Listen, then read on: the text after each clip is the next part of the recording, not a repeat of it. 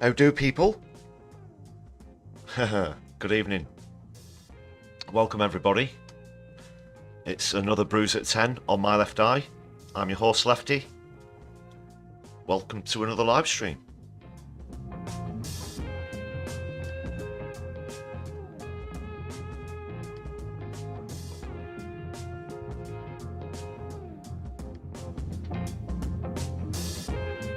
Solidari-Tea, everybody. This Wednesday, quite a big day for UK politics. It's going to be the main focus of the show. Other things as well, though. Worth sticking around for. Okay, we've got Octo in the chat. Great to see you. Morbius community. Yeah, nice one, Octo. Evening, Morbius. Flow Snake, Divinia as well, great to see you back. Also Kit, just jumping in as well. Just turn the background music down a little bit.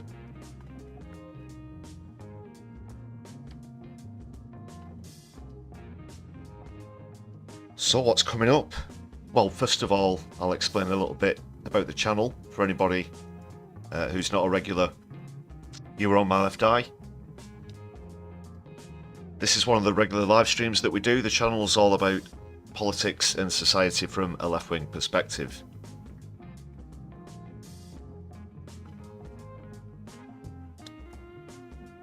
Today we're going to be taking a look at PMQs. It's a Wednesday. The game returns as well. Black Hole versus Postman Swat. If you're not familiar with that one, all will be revealed. And Rachel Reeves, the Chancellor, has announced the budget. And it ain't great. Spoiler alert. Please hit the thumbs up button on the stream if you've not done so already. Helps to spread the channel around. And give us a shout out on your social media as well. You can follow the channel on social media, on Twitter at MyLeftEyeUK and on Mastodon at MyLeftEye.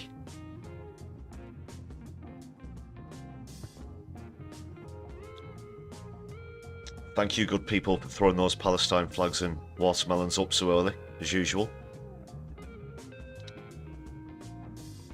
That's also the subject of Youth Demands protest, which I mentioned in the title of the live stream. That took place in Manchester today. Bit of a slightly biased shout out for a Manchester protest. More on that later.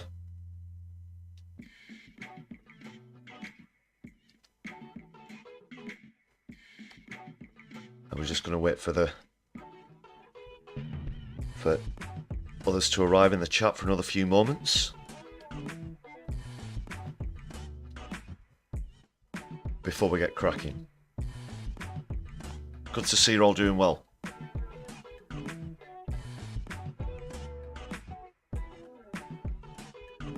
And Divinia, thanks a lot for celebrating your 4 months of membership. Fantastic. Awesome. Thanks for sticking with the channel. Great to see you in the chat.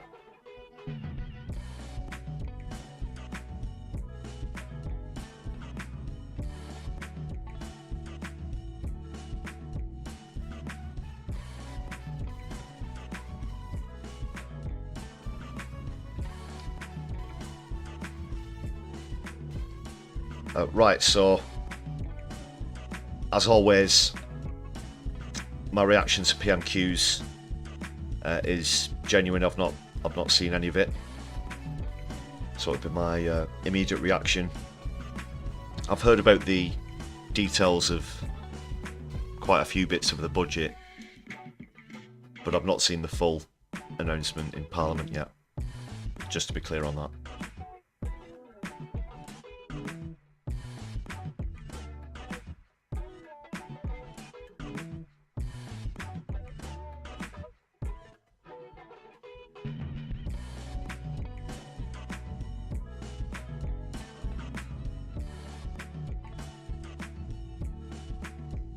Right, I'll also take this opportunity to thank all of the members on the channel. I think this is the latest updated list. Do forgive me if you've joined today. I've not checked the full members list today, but let me know. I'll double check after the stream, just make sure it's up to date. All well and good. Thanks for your support, everybody on the list here. I can see some of you in the chat as well. Wonderful people, and if you'd like to join the list, it's just 99p. Check out the perks.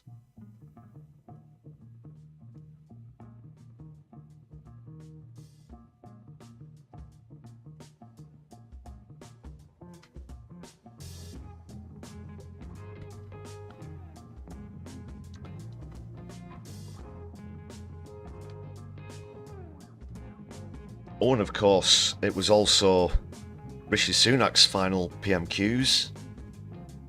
He's only had a few since he's been leader of the opposition. There have been breaks, parliamentary breaks, since the election.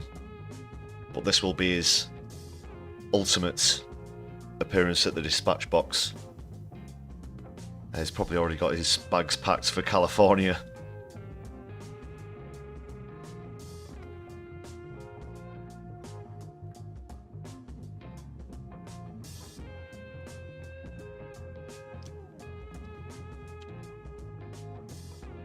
Okay.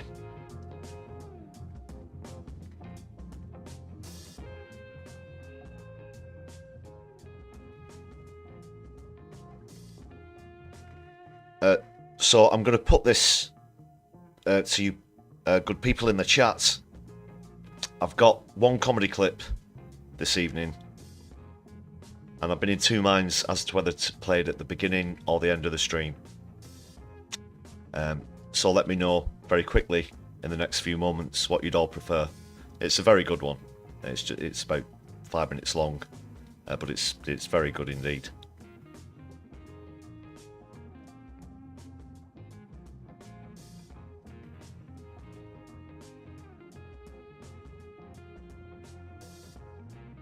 Or we can get straight into PMQs.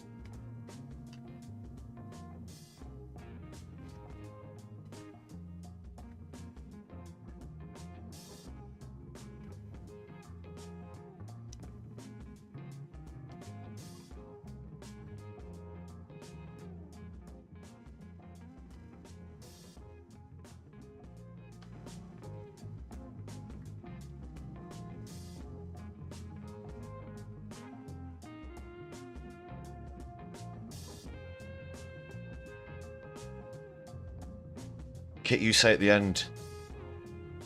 Well, that's what I was potentially thinking as well, but still in two minds to finish on a laugh. And Mr. Pike Bishop's here. You're actually here again for the stream. No, it's great to see you again. Hope you're doing well. But Floor Snake, you want at the start? Okay, I'll say the next vote that comes up, we'll swear that we've got 2 votes in. One for each side.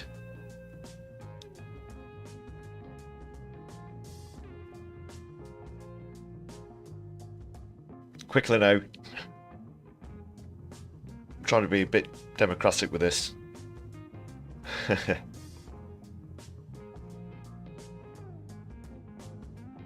Oh, now you're on the fence, Floor Snake. Don't stay there too long. You'll start. Oh, Heddy's decided it. How you doing, Heddy? So okay, we'll have it at the end, so we finish on a bit of a high. Okay, right. Don't worry, we can still have a bit. Well, hope we have a good time at least on PMQs. I'll get that queued up, and then we'll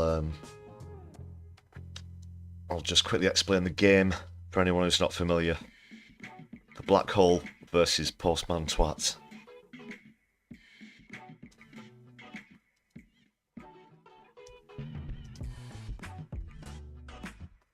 Alright, so I'll just bookmark the comedy vid for later.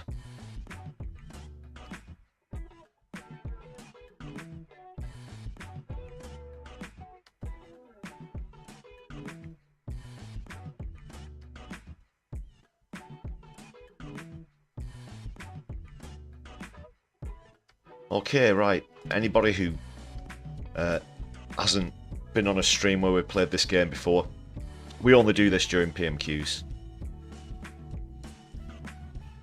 So we're essentially counting the amount of times that these words are uttered and keeping a running score. It's as simple as that. We've got, pardon me, we've got Black Hole. I've got some, actually, I've got some full screen versions, I think.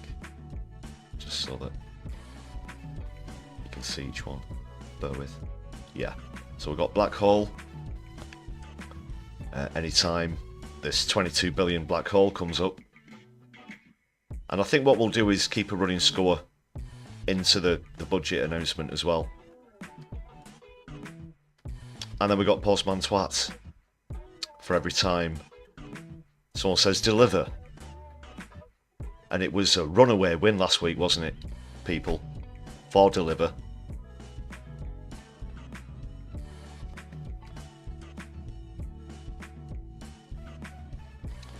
They said deliver more than an Uber Eats regional manager. Other delivery services are available. And perhaps better. Anyway. It's everybody, Davinia. Good question, good point. We count everybody anytime anyone says it. These are the buzzwords of the moment. But you're most likely to hear them from Labour MPs, of course.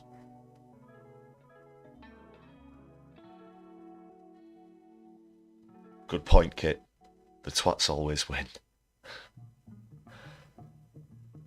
That was actually the first time we've really had an absolute rout.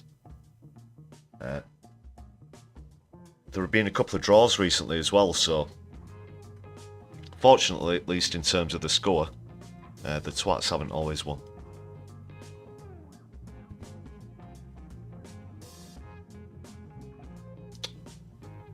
So, yeah, be on the lookout just in case, because sometimes I do, as I commentary, I just turn the volume down a bit if I miss anything. I'll just skip back a couple of seconds and check, but we'll get right into it. I'll just bring up the scoreboard.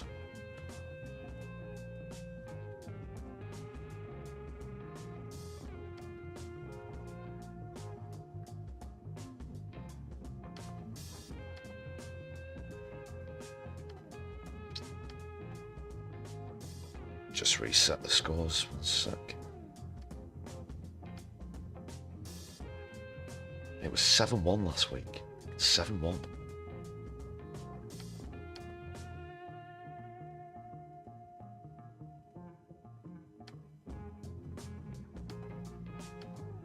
Deliver, deliver, deliver.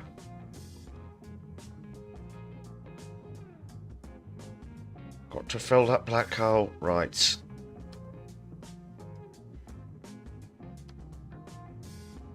Get us lined up.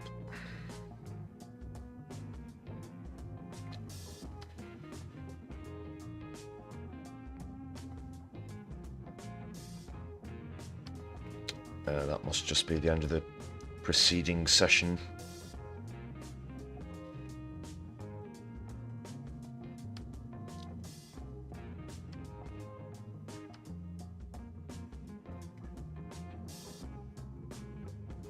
Sorry, just reduce that a bit more. Let's get as much periphery as possible.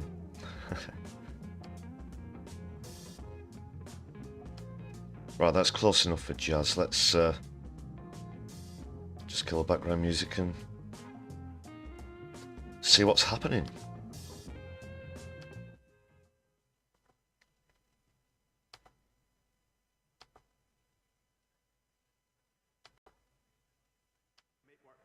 To ensure that the changes we are making work well for both employees and businesses. I'm sure the whole House will join me in congratulating... Oh, sorry, is this from the start?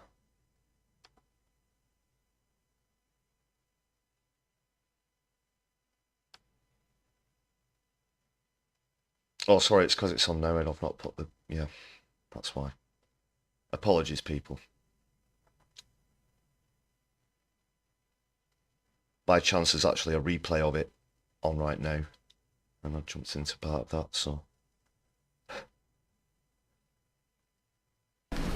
Here we are. I wish to remind the House that the following horrendous, terrible incident in Southport on the 29th of July, a suspect is awaiting trial, having been charged with multiple offences.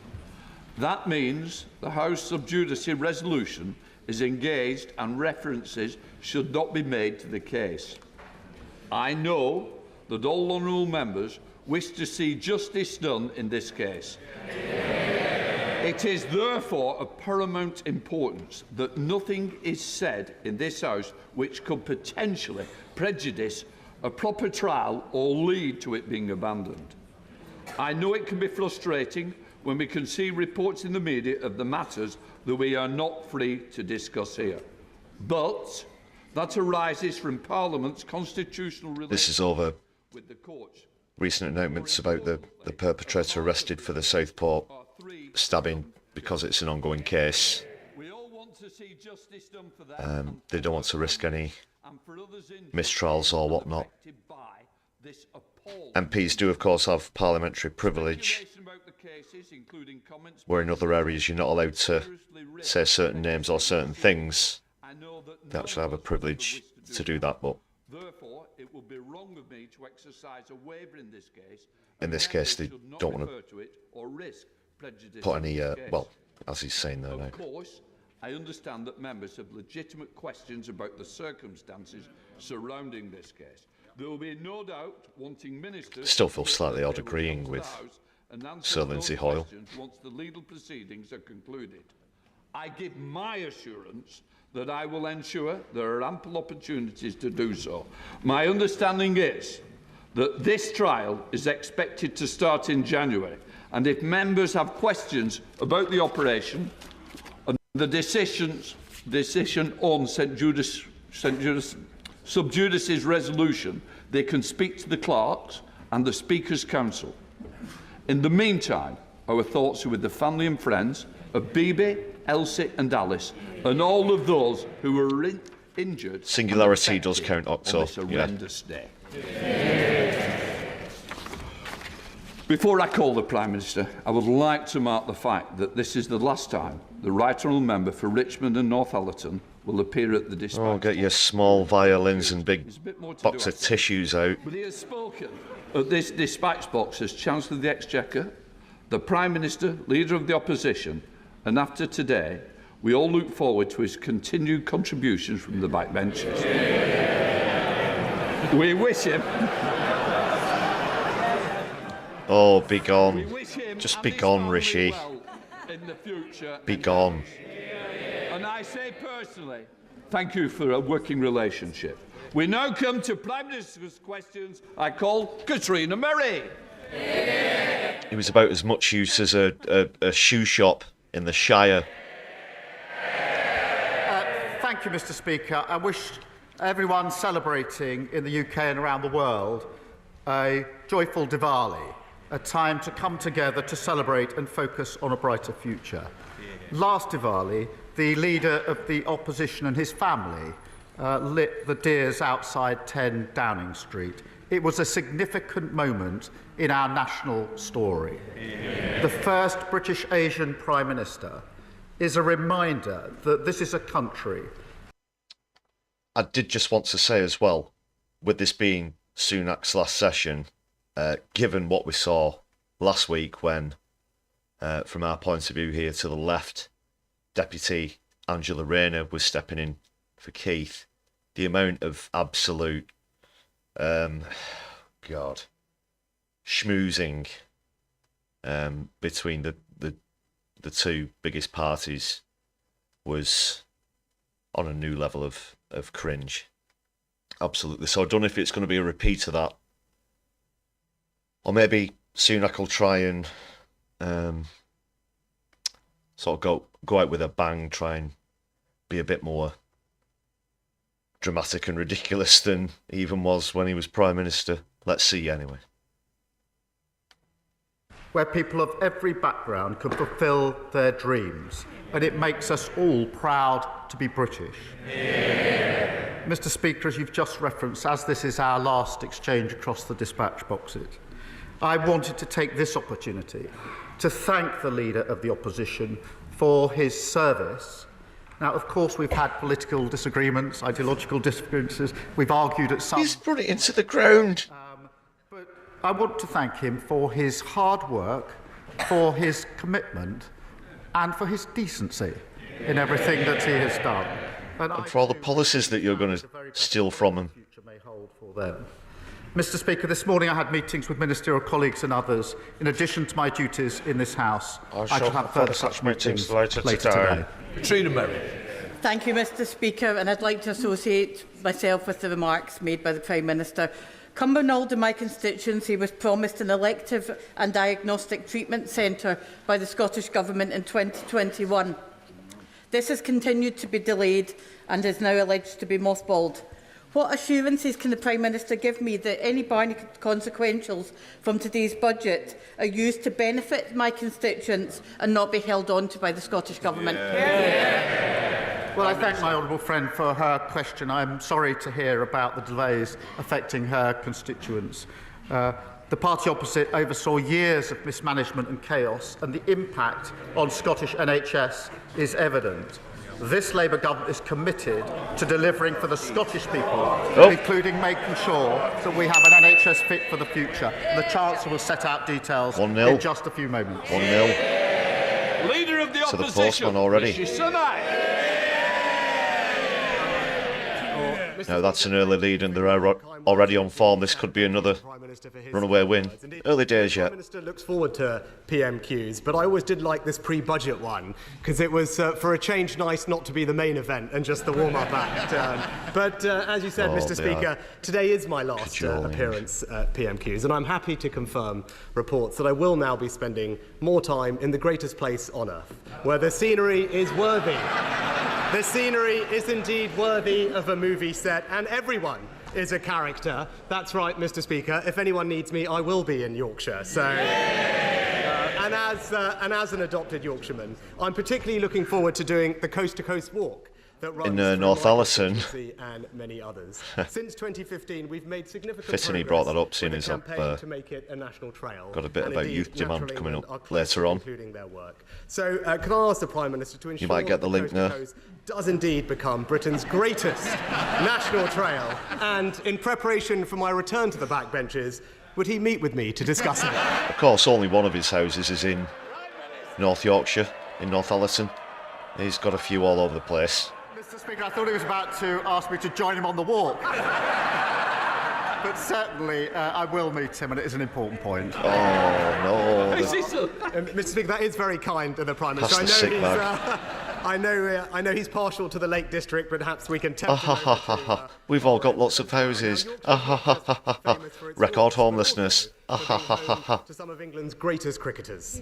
Now, sadly, no one's going to put me on that list, Mr. Speaker, but who knows? I've got a lot more time to practice now. So, but cricket does have the power to bring people You together don't from play all cricket. communities and give them fantastic opportunities, pressing. as shown so powerfully by Andrew Flintoff's recent documentary. Now, we also lead the world in female participation, and that will stand us in good stead when we host the Women's World Cup in 2026 and when cricket becomes an Olympic sport in 28. So could I therefore ask the Prime Minister to continue government support for the England and Wales Cricket Board's new initiative to get cricket into vastly more state schools, fostering a whole new generation of cricketers for us all to cheer on at every level? Yes, is the answer to that question. And the point is a really important one. We celebrate cricket, it does bring communities together, but it's also really important for children and young people to enjoy sport, lots of different sports, because it gives them a confidence that they might not otherwise have. It gives them the ability to work in a team and teaches them about skills like leadership. So I'm fully supportive. Now, our two predecessors, Sir Tony Blair and Lord Hague. Going back there, not because I think I've missed one of the phrases, that little shot there where you saw Wes Streeton and Lisa Nandy to enjoy sport, lots of different sort of sports, glancing up because at it gives them a confidence that they might not otherwise have. It gives them the ability to work in...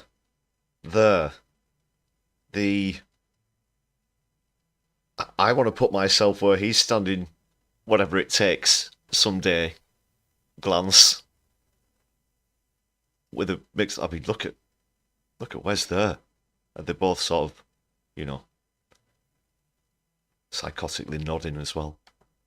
A team and teaches them about skills like leadership. So I'm fully supportive. Oh, sausages. Now, our two predecessors, Sir Tony Blair and Lord Hague, have repeatedly come together and powerfully argued in their joint reports that it is vital for the future prosperity of Britain's economy, society and public services for us to be a world leader in technology and innovation. Now, the Prime Minister and I may not yet be at our joint report writing stage yet, but in a similar spirit of cross-party, can I ask him to find his inner tech bro and continue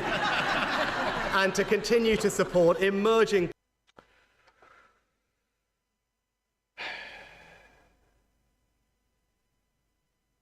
Sometimes I just have to pause it and take a deep breath and reassure myself that I've just actually heard what I've just heard.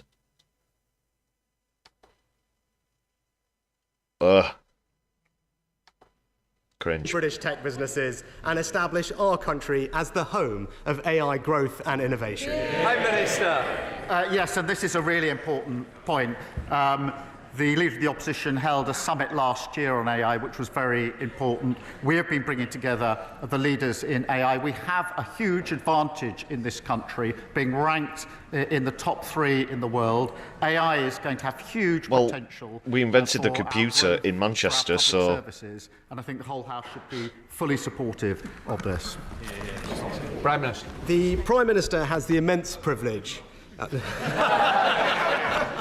The Prime Minister has the immense privilege of being the Prime Minister of the United Kingdom of Great Britain and Northern Ireland. Now, Northern Ireland is a special part of our union, but one that needs particular care, attention and respect. Having a strong functioning assembly at Stormont is good for the people of Northern Ireland and good for our union. And that's why I was so pleased to see government restored there earlier this year, and I'm grateful to him for his support with that. So can he assure the House that he will continue to work to only geographical unions, not trade unions and strengthening Northern Ireland's or place student in our unions? union? Prime Minister. Yes, and again, this is a really important point and one that matters to me personally. I worked for 5 years in Northern Ireland on some of the... Did you? And did someone throw a load of torpedoes at you? Is that what happened? As well? And let me guess, your entire family's from Northern Ireland, especially Toolmaker Daddy and Nursey Mummy. Hey Keith, is that right? Proposals under the Good Friday Agreement, in particular, the transformation of the RUC into the Police Service of Northern Ireland. I worked with both communities there. It was for 5 years. It was very important to me, had a huge impact on me. Of course, it's the other thing, which ironically he would have got a ding for when he was leader of the opposition, because we used to keep count of how many times he brought up he was a lawyer. And so I care deeply about Northern Ireland, and I absolutely agree that the institutions government needs to be up and running, and want to give all support I can to the further development in Northern Ireland. Now, as Prime Minister, he will be acutely aware of the threats that our United Kingdom faces from an axis of authoritarian states: Iran, North Korea, Russia and China. And in particular, I'm proud of the way that... Cough, cough, cough. Clears throats, asterisks. You missed out a pretty big one there, Rishi. Missed out a pretty big one. Just back one sec. Authoritarian states: Iran, North Korea, Russia and China. Iran, North Korea, Russia and China. No. I don't know about you. Perhaps it is just a coincidence, but those just happen to be places who, shall we say, have some grievances with the United States of America. I don't know if you can think of any connections off the top of your head if the former leader of the United Kingdom of Great Britain and Northern Ireland could have with America. Any connection whatsoever? Cough, cough, asterisks, clears throat. And in particular, I'm proud of the way that this House has united in standing up to Russian aggression in Ukraine. And I know that we will never waver in our commitment to the Ukrainian cause. Now, I will always be grateful for the support that he gave me when we were the first country to send Ukraine... How is it? This guy's got more houses than... God, quick. He's got more houses than Game of Thrones. Western battle tanks, long-range missiles, and the first to offer security assurances to Kyiv. So in light of the threats that we face, can I urge him to always maintain the strength of the transatlantic alliance and ensure that NATO remains the bedrock of Western you said the quiet part with the out loud. United Kingdom playing a leading role? Will you agree? We'll just do what America does. Yes, and NATO is, in my view, as important today as the day in which it was created, in light of the challenges that we face. And it was a Labour government that was the proud co-founder of NATO, and we've repeatedly said we support which was NATO founded to stand up to something which doesn't exist anymore and hasn't since the early 90s. Tomorrow is Diwali, and I became leader of my party during Diwali, and I now stand down during that same festival. So I'm proud to have been the first British Asian Prime Minister, but I was even prouder that it was not that big a deal. And that speaks volumes about the values of the British people, of our country, and of this Parliament. So will the Prime Minister join me in applauding the kindness... Yeah, and we're more bothered about how much you know, bending us over a barrel, as well as your abominable climate and international policies. As Prime Minister, representing our diverse country, we were all proud. I think everybody in this House was. So I thank him for that. And his last... I just want to clearly say, though, obviously diversity is a good thing, and it makes British culture what it is. Final question as leader of the opposition, although judging by the speed with which his party goes through leaders, he may be back here before too long, but in the meantime... I see in the chat as well, Kit, you're not having it that Sunak's been adopted as a Yorkshireman. Disclosing to the House the contents of a letter that he wrote to me this week. My answer to it is clear. Yes, I will arrange for him to meet the relevant minister about... Sorry, it's just come in my head. It was Braverman, wasn't it? It was Suella Braverman who got up at the conference and said that diversity didn't work, that integration didn't work, and here we are debating over, well, Sunak essentially celebrating that he has assimilated into Yorkshire culture. The A66 that runs through his constituency. I take it most Yorkshire folk don't have a helicopter. 4,000 children who could fill 8 primary schools are in temporary accommodation, many outside London. This is bad for their future opportunities. It's ripping apart our communities. I welcome the government's pledge to build new homes, but will he ensure that those who cannot have a roof over their head are a top priority in that long queue for new housing?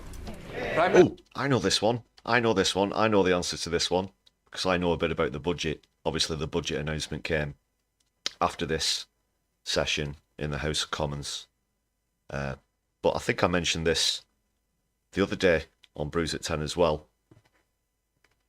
What Starmer teased in his pre-budget speech was a very underwhelming £500 million investment in social housing, which someone, not myself, had calculated would equate to about 2,000 new homes. Don't all rush at once. There's obviously there's plenty to go around there. It's not as though we need to provide homes for millions of people, millions of disadvantaged people at the moment.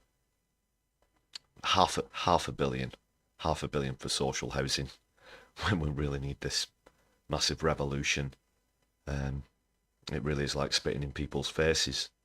Just adds insult to injury, really. The majority of any investment with housing where Starmer's concerned is going to be in the private sector and supporting more landlordism, and that sort of comes into the budget as well, but I don't want to get too carried away with how people with assets seem to have gotten away with quite a bit. Let's see what he responds to the question with, though. I thank you for raising this issue. It is a source of national shame that there are just under 1.3 million households on a social housing waiting list, including, I think, 8,000 of them in Hackney. The best way to tackle overcrowding and meet housing needs... And only 2,000 of those are going to be met by your budget plans. We'll deliver the 1.5 million homes over this Parliament, and the Chancellor will set out further details in just... I don't know about you, Keith, but I'd say that's a massive shortfall when millions are required and you provide a single digit of thousands. Your remarks and the remarks of the Prime Minister about the right honourable gentleman, the member for Richmond and Northallerton, and thank him for his service and wish him and the whole country a happy Diwali. Despite our political differences, I've always felt a certain kinship since the general election, when he was the only other party leader to get as wet as I did.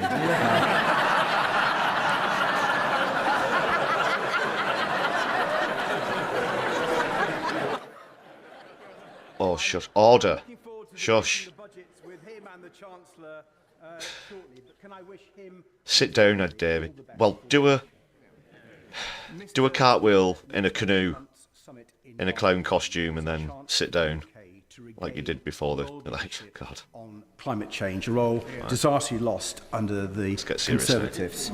As this is the final summit before countries must ratchet up their new Paris agreements before 2035, will the Prime Minister take this opportunity to seize back world leadership on climate change by committing today to support the targets set out this week by the Independent Climate Change Committee and publish a programme to deliver on those?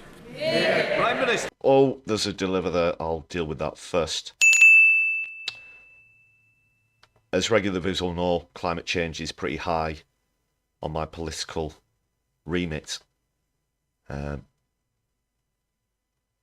Being a political and environmental activist myself, just changed the score, 2-0 now.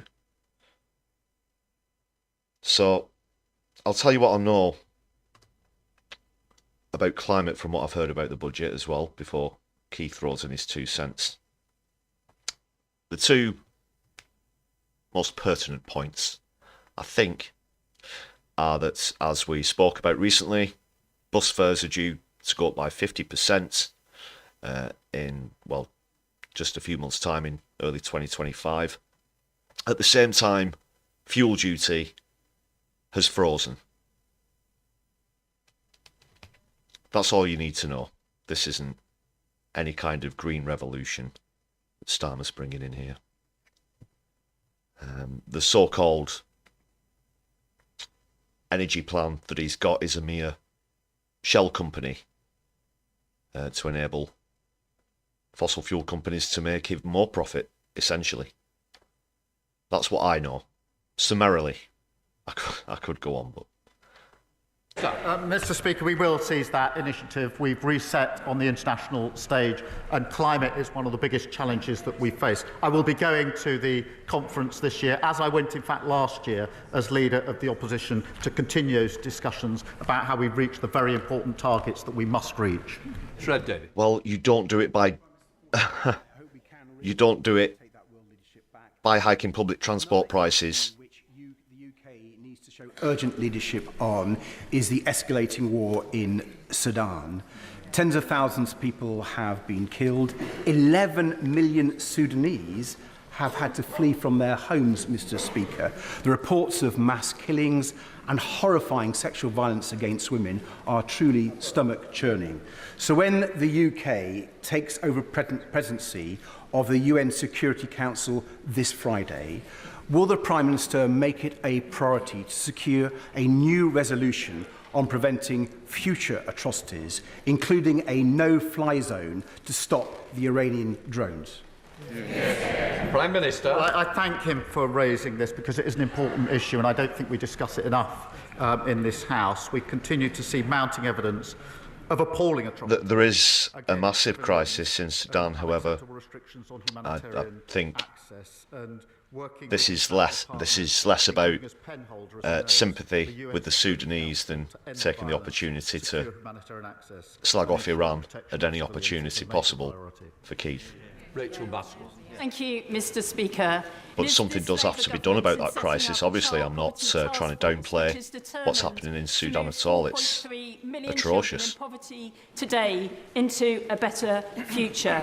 However, we also inherited 2.1 million older people in poverty. So will my right honourable friend, the Prime Minister, agree to setting up a pensioner poverty task force so that older people don't have to worry about paying for their housing, food and heating costs, and ensure that they have dignity in later life? Prime Minister.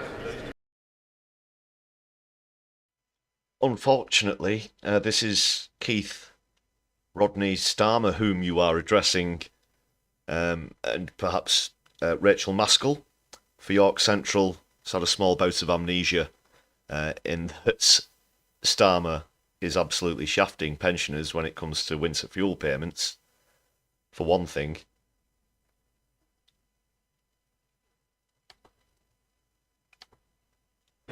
Mr. Speaker, the scale of poverty that we inherited in this country is truly appalling, with over 4 million children now growing up in low-income families.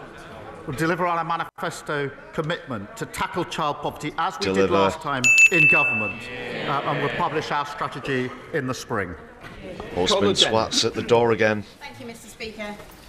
The ICJ has mandated that Israel ensures access to life-saving aid in Gaza under Article 2 of the Genocide Convention, yet the Israeli government has voted to effectively block its delivery. As a human rights lawyer, does the Prime Minister agree that banning UNRWA is a breach of international law? It is. And how much more evidence does he need before calling out what is happening as a genocide and acting in line with the UK's responsibilities as a signatory of the Genocide Convention? No, that's more like it. No, that's more like it. That's what we like to see here on My Left Eye. I can't give any guarantees about the quality of what Starmer's response might be there. This just sort of relates back to what David Lammy has been lambasted for stating the other day at that very dispatch box when addressing the definition of what's happening in Gaza. He essentially said, quite incorrectly, that it depends on the number of people who have been killed rather than the intent of the people who are committing these offences. But that's, again, another can of worms. Don't want to get into that. But this has to be addressed. This has to be addressed because it is how Carla Daniels just described it there. Good question. I'm very worried and concerned about the decision that's just been taken by the Parliament in relation to UNRWA. There's a humanitarian catastrophe in Gaza, and that decision will only make it much worse, which is why I've expressed this is who you're lobbied by. This is who you support without qualification. To do so. It needs to be reversed. It needs to be reversed very, very quickly indeed. I have never described the... I just very quickly want to say what disturbs me the most about this particular story that emerged recently, that Israel's government have voted to ban UNRWA from the country. What do they have planned that they do not want human rights observers to see? Because, bearing in mind, despite everything that has happened in Gaza and the West Bank and Lebanon thus far, there have always been UN observers there. There's always been UNRWA, who are neutral agencies, by the way.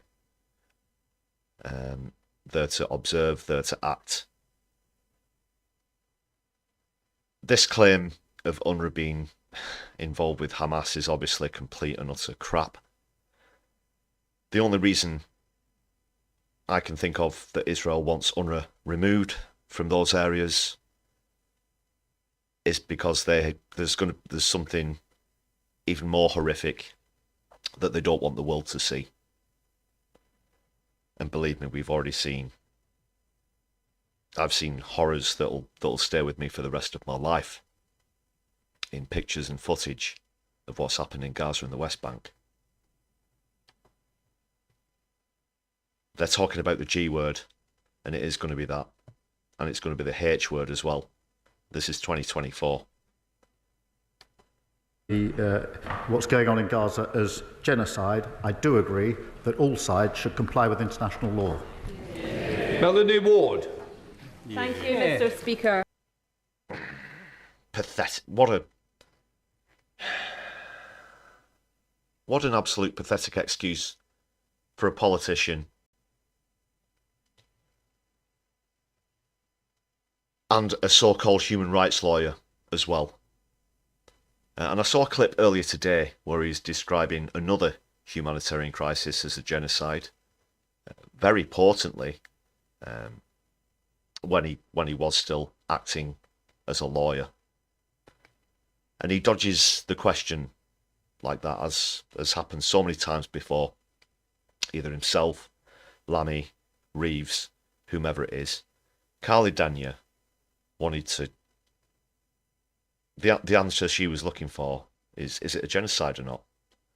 Then all you ever get is, we want to make sure that everybody complies with international law, is all they say. Sometimes they'll sprinkle in a little bit of, excuse me, a little bit of, we have assurances that Israel is investigating this matter when it comes to them shelling out a school or a hospital, a university, a residential block, whatever it is today, or this hour, even. The frequency of the attacks coming as they are now.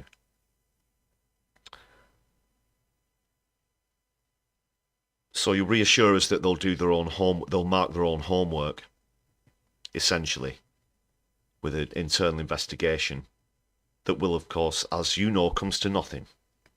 That is such an insufficient response. It's an insult to decency. It's an insult to Palestine. It's an insult to what is supposed to be your area of expertise, i.e. the law, Keith. But you're fully paid up.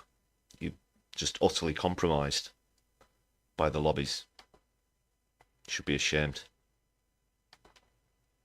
Last month, a Scottish Government Health Minister was forced to apologise for waiting times in my area of Fife, where some patients wait more than 2 years for treatment. My constituents deserve so much better than this. Does the Prime Minister agree that the SNP must take responsibility for 17 years of failure? And if today's budget delivers a bigger block grant to Scotland, they must sort out the mess they have made of Scotland's precious NHS.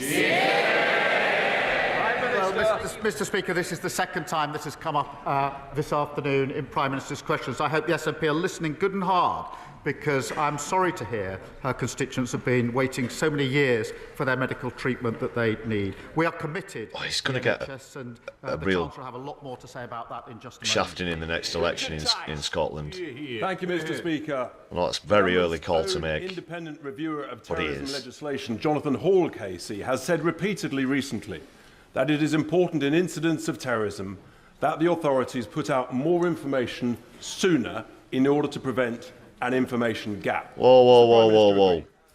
Hey, did you not hear the... Mr. Speaker, did you not hear what the Speaker of the House said at the beginning? Question, for the very reasons that you yourself set out at the beginning of this session. I think it's very important, first and foremost, that in all cases, including the particularly difficult case that the Speaker mentioned earlier, that the police and prosecutors are able to do their difficult job. And all of us in this House have a choice to make, including both candidates to be the next Tory leader. They can either support the police in their difficult task, or they can undermine the police in their difficult task. Well, all Tyson, Farage, ever wants to do is milk it. Oh, God, what a complete nutter. Thank you, Mr. Speaker. Minutes from here, in the communities of Victoria, Pimlico, Paddington and Covent Garden, there is an unprecedented rise in the number of people sleeping rough after 14 years of the Tory government. Will the Prime Minister update this House on the cross-departmental homelessness strategy? And does he agree with me that this Labour government has a once-in-a-generation opportunity to end rough sleeping for good? Prime Minister. Homelessness levels are far too high in this country. And we are developing a long-term strategy, working with mayors and local leaders. Okay.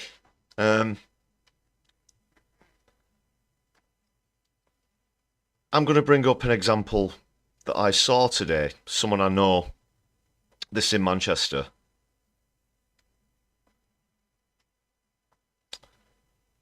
Close to the library, for anyone who's familiar with that area. There were quite a few people rough sleeping in tents, the sort of igloo-style tents. I just want to say this before Keith gives his answer here about homelessness, because this is on his watch. Okay. So, homeless people were being removed. There are other office buildings and stuff around there. Essentially, it's just because, you know, executive office workers don't want to see that kind of thing when they're on the way up to the office. But a friend of mine saw it and started to film the council and the police removing these tents, and actually questioned councillors there about why this was happening, about where they were supposed to go, and about how homeless people are treated in general, and how it's such a shameful thing to see. So that's what's actually going on.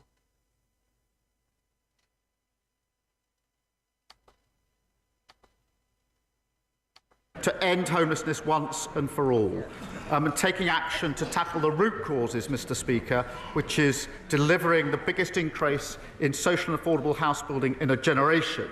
And we, of course, have picked up where the party opposite failed by abolishing no-fault evictions, preventing many renters ending up homeless. Good job. Thank you.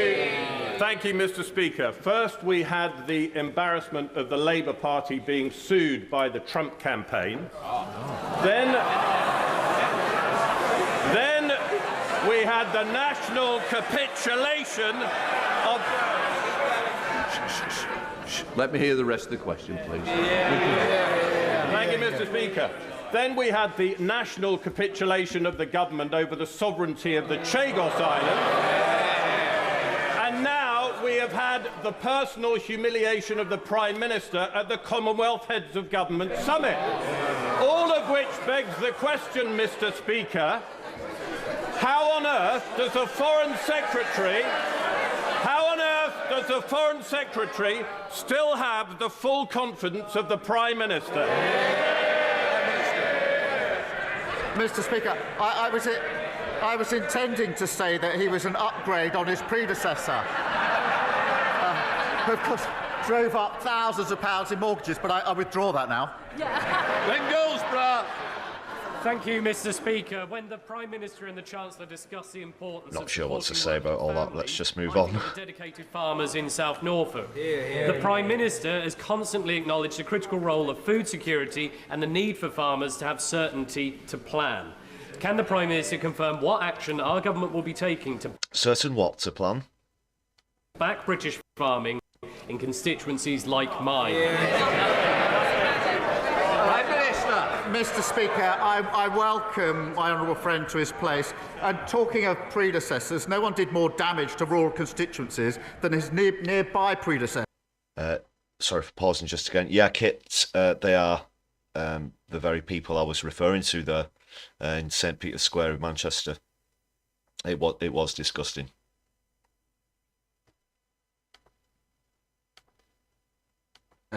Whose disastrous mini-budget crashed the economy and hurt his constituents.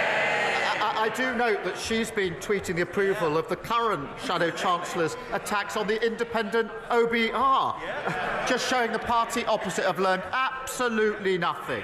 But over 1,000 farms have been forced out of business due to Tory neglect, and we will turn that around, and you'll hear more about that in the budget in just a minute. Helen Morgan. What? What?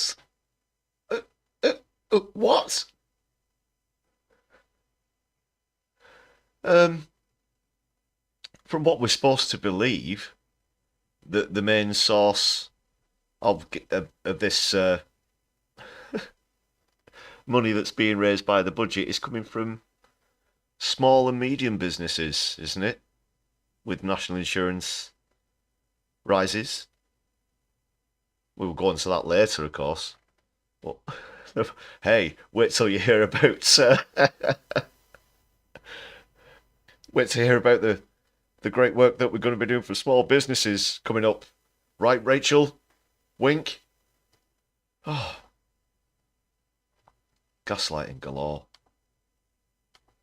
Thank you very much, Mr. Speaker. The Robert Jones and Agnes Hospital in Oswestry in my constituency is home to the Veterans Orthopaedic Service, and that's by far the largest provider of veterans hospital care in the country. It's a fine example of what you can build when the NHS and the local authority work together. It costs no extra public money to set it up, but because of NHS changes in the way ICBs charge each other, it's been left with a funding shortfall. Will the Prime Minister come and visit this fantastic facility in beautiful North Shropshire and see for himself why it's so important we keep it going? I thank the honourable member for raising that issue, and we're all grateful to our veterans for their service in protecting our country. I do understand the value of the centre that she references and the support that it provides for veterans, and we are committed to ensuring veterans receive the employment, the mental health and the housing support that they need. The upcoming budget will set out the changes that we'll be making. Thank you. Jim Dixon. Thank you, Mr. Speaker. After 14 years of failure by the last government to renew and grow the UK's infrastructure, does the Prime Minister agree with me that additional investment is needed to kickstart economic growth? And that investment...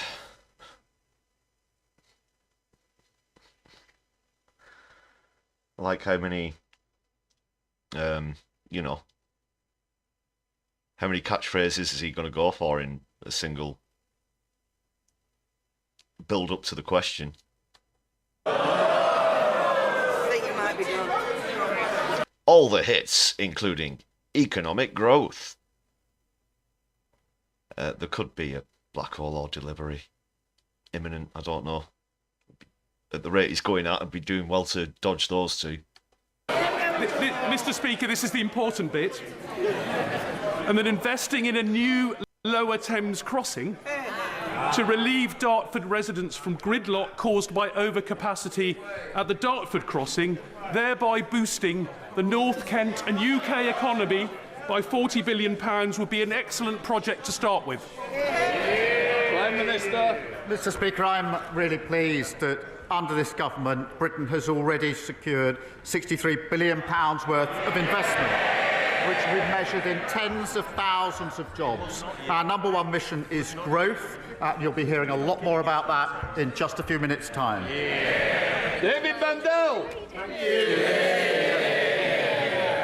My constituents, Colin and Mandy Mackey's 18-year-old son, Greg, died as a result of having a soft drink spiked shortly after he went to college. They welcome the fact that this government is going to continue with the legislation proposed by the previous government.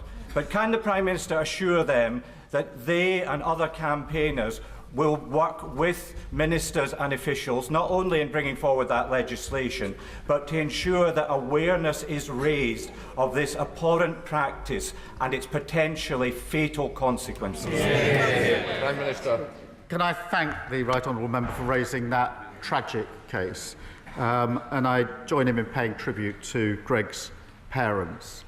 Their tireless work to raise awareness of spiking, to support victims and call for changes in the law is inspiring, given what they've been through.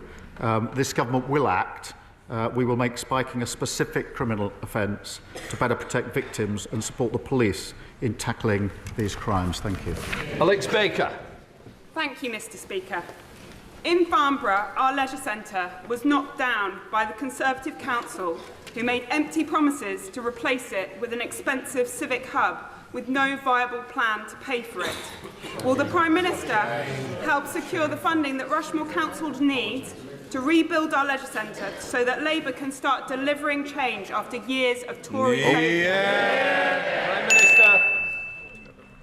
Can I welcome my honourable friend to her place? I think she's the first Labour MP for Aldershot ever. She's doing a superb job for her constituents.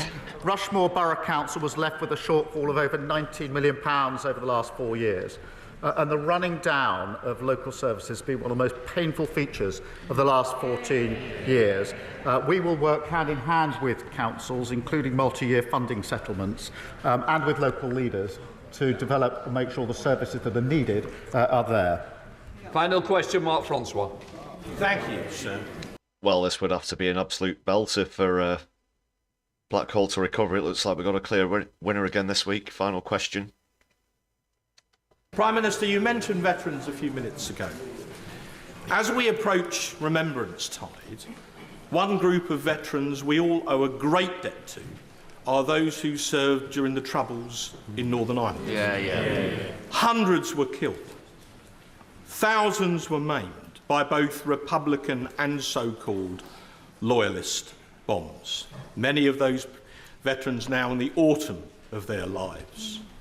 And yet you're proposing to repeal the Northern Ireland Legacy Bill, which was designed in part to protect them from endless investigation and reinvestigation. Why, sir, are you throwing those veterans to the wolves to pander to Sinn Féin? Can I just say, that your was member's very... been here for a long time. You is not me. I don't want it to be me. Please, Prime Minister. I'm not.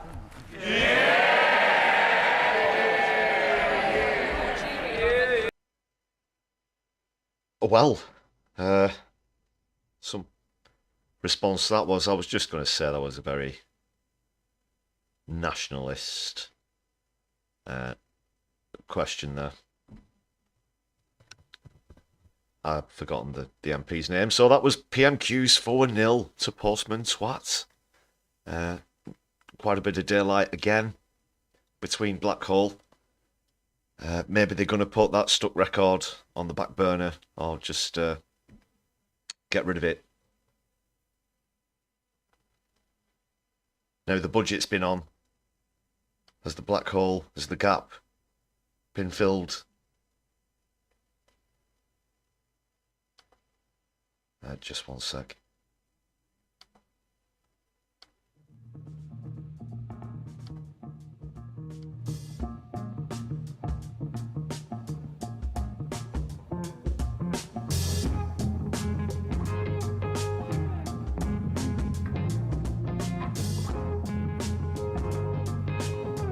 So yeah, a clear win at the moment, 4-0. I'll keep the score as it is. We'll go through the budget statement quickly as well. Bye bye Rishi. That was his last PMQs.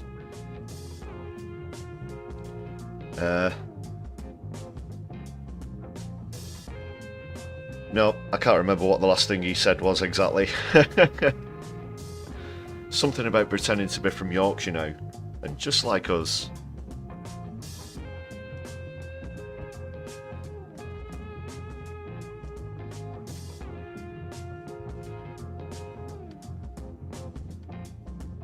Right, I'll promptly get the budget statement lined up.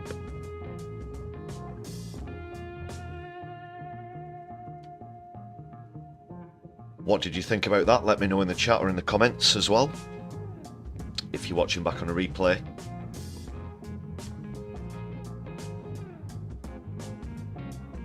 Oh, apologies.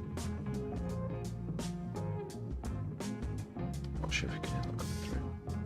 I know it's just me.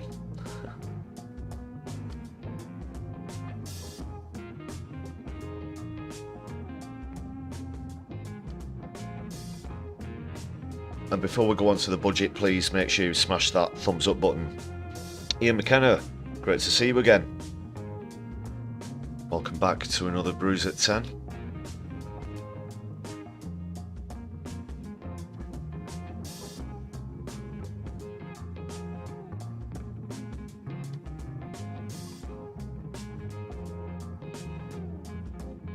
Okay, I'll just go through the statement part, not the full debate.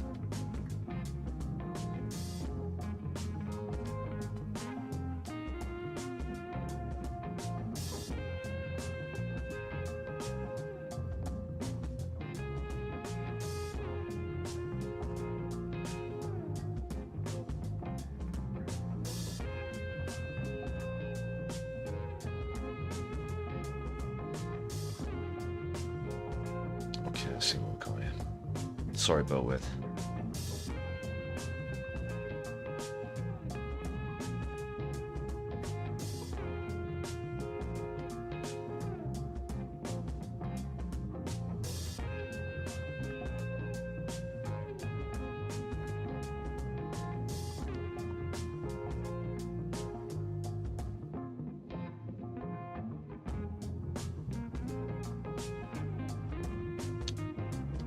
There we go.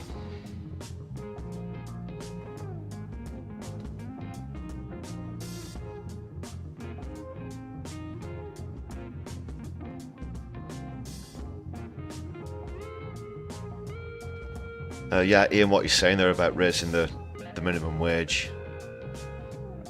Well, I've got a point I want to make about that as well. I'll do it when it comes up in the statement itself.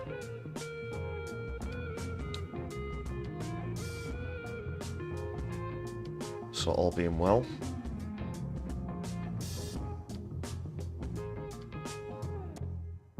Right, here we go.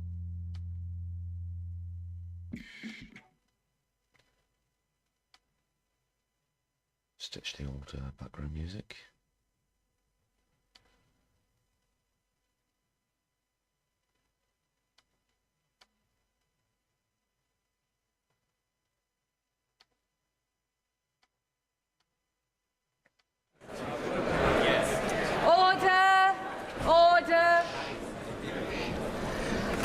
Before I call the Chancellor, I would like to make a short statement. Over the last few days, ministers have made a series of new policy announcements with significant and wide-ranging implications for the government's fiscal policy and for the public finances. It is evident to me that they should have been made in this House in the first instance. I'm just going to skip through this bit. It's a usual. It's a telling off about going on TV and announcing policy before it's debated in Parliament. Deputy Speaker, on July the 4th, the country voted for change. This government was given a mandate to restore stability to our economy and to begin a decade of national renewal, to fix the foundations and deliver change through responsible... Well, there's a deliver there for a start. I don't know if Rachel Reeves is aware. We have elections every 5 years, roughly, not every 10 years. So you only get a mandate for those 5 years, Rachel, and so far you absolutely failed to deliver. As it goes to 5-0, said change. Leadership in the national interest. That is our task, and I know that we can achieve it. My belief in Britain burns brighter than ever, and the prize on offer is immense. As my right honourable friend, the Prime Minister, said on Monday, change must be felt. More pounds in people's pockets, an NHS that is there when you need it. And pounds out if they get on the bus. An economy that is growing, creating wealth and opportunity for all, because that is the only way to improve living standards. And the only way to drive economic growth is to invest, invest, invest. There are no shortcuts. Do sod all about that. And to deliver that investment, we must restore economic stability and turn the page on the last 14 years. And another. This is not the first time that it has fallen to the Labour Party to rebuild Britain. In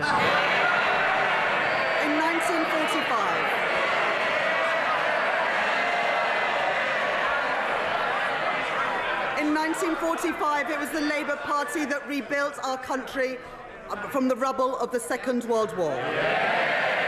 In 1964, it was the Labour Party that rebuilt Britain with the white heat of technology. And in 1997, it was the Labour Party that rebuilt our schools and hospitals. Today, it falls to this Labour Party, to this... And in 2019, you shafted over someone who would have brought us actual social change. And while this is the first budget in more than 14 years to be delivered by a Labour Chancellor, God, it is the first budget in our country's history to be delivered by a woman. And another. I am deeply proud to be Britain's first ever female Chancellor of the Exchequer. To girls and young women everywhere, I say, let there be no ceiling on your ambition, your hopes, and your dreams. And yeah, if you work hard enough, you can be a robotic neoliberal Tory with a red rosette, just like I am, and slime your way up the career path. What aspirations to soar there, Rachel Reeves. What aspirations indeed. I don't care what's between a Chancellor's legs. I don't care about the colour of their skin. Just want social justice and for the rich to pay their fair share and that money to go into providing public services, providing a proper functioning NHS, not the one that we're going to get from streeting. And a myriad of other things, Rachel.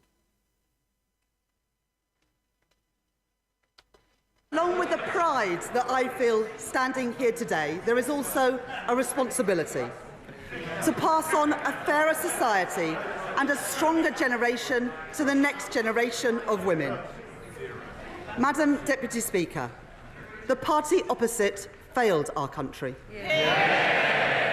Their austerity broke our National Health Service.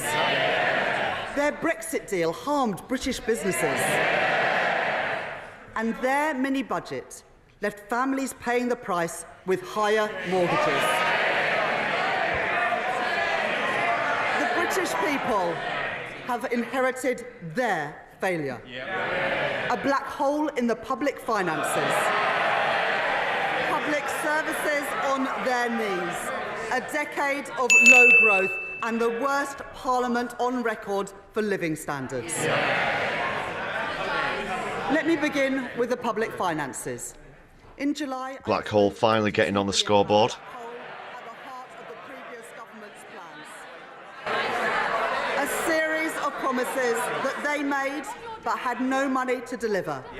Covered up from the British people, covered up from this House. The Treasury's reserve Deliver set fights aside back. for It's genuine end-to-end stuff at emergencies, the moment. spent 3 times over, just 3 months into the financial year.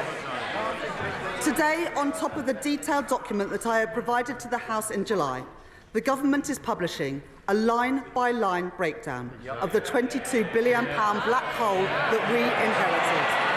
And again. Wow. It shows This bit of hundreds start some sort of of comeback. unfunded pressures on the public finances this year and into the future too. There you go. The Office 8-3 for now. Budget Responsibility have published their own review of the circumstances around the spring budget forecast. They say that the previous government, and I quote, did not...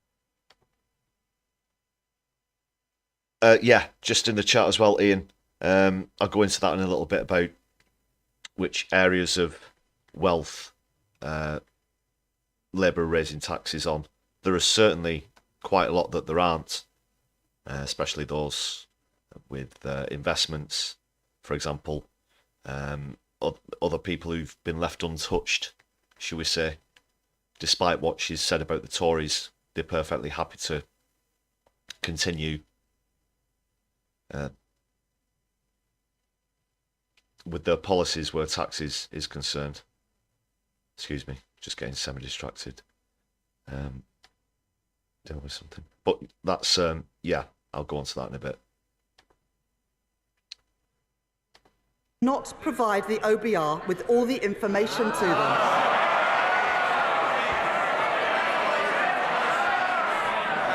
And had they known about these undisclosed pressures that have since come to light, then their spring budget forecast for spending would have been, and I quote again, materially different. Let me be clear. That means any comparison between today's forecast and the OBR's March forecast is false. Because the party opposite hid the reality of their public spending plans. Yet, at the very same budget, they made another £10 billion worth of cuts to national insurance. It was the height of irresponsibility, and they knew it. Because they had run out of road and they called an election to avoid making difficult choices. So let me make this promise to the British people. Never again will we allow a government to play fast and loose with the public finances. And never again will we allow a government to hide the true state of our public finances from our independent forecaster. That's why today I can confirm that we will implement in full the 10 recommendations from the Independent Office for Budget Responsibilities Review. But the country has inherited not just broken public finances, but broken public services too. The British people can see and they can feel that in their everyday lives. You're putting bus fares up by 50%, Rachel. Waiting lists at record levels. Children in porter cabins as school roofs crumble. Trains that do not arrive, rivers filled with polluted waste, prisons overflowing, crimes which are not investigated, and criminals who are not punished. There's going to be bare mention of anything to do with rail. But they had no plan to improve our public services. And they had no plan to put our public finances on a stable footing. Quite the opposite. Since 2021, there have been no detailed plans for departmental spending set out beyond this year. And their plans relied on a baseline for spending this year, which we now know was wrong, because it did not take into account the £22 billion black hole. The previous government also failed to budget for costs that they knew would materialise. That includes funding for vital compensation schemes for victims of two terrible injustices.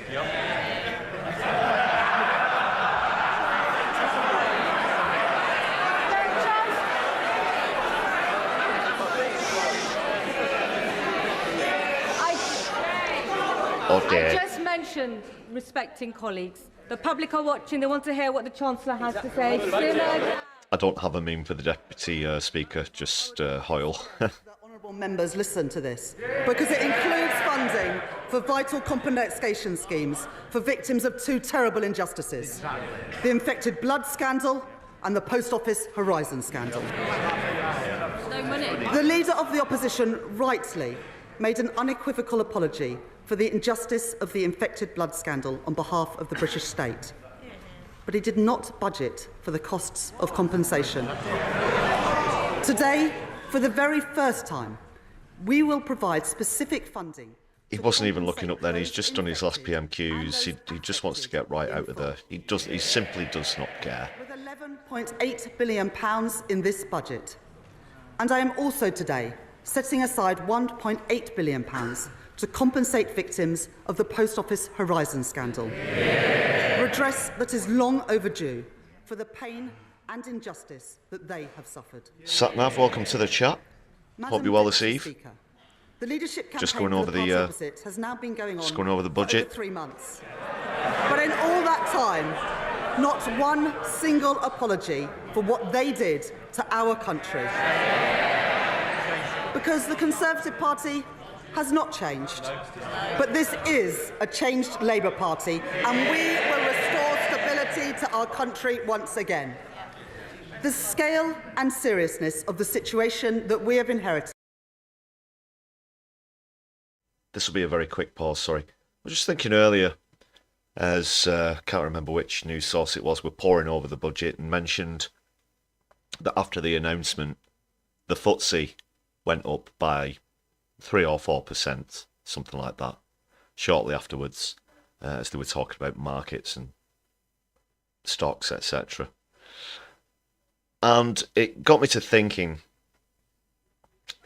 you don't see, in society, you don't see homeless people gathering around electronic shops that have TVs in the display with the news on, perhaps, just waiting to see if the FTSE will go up by a few percent. Nor do ordinary working class people, what Rachel Reeves might loosely describe as working people, they don't pore over the stock market section of newspapers and whatnot,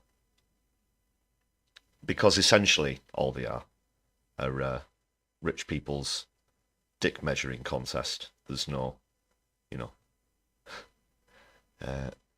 the way that they'll describe it as a riding tide lifts all boats. When you put it in practical terms, does that actually come down to it? And growth and growth and growth is all that they'll ever go on about. But it just sort of occurred to me that you don't realistically see that in society. Because if one had an effect on the other, then people would have more interest in it. People would pour over it.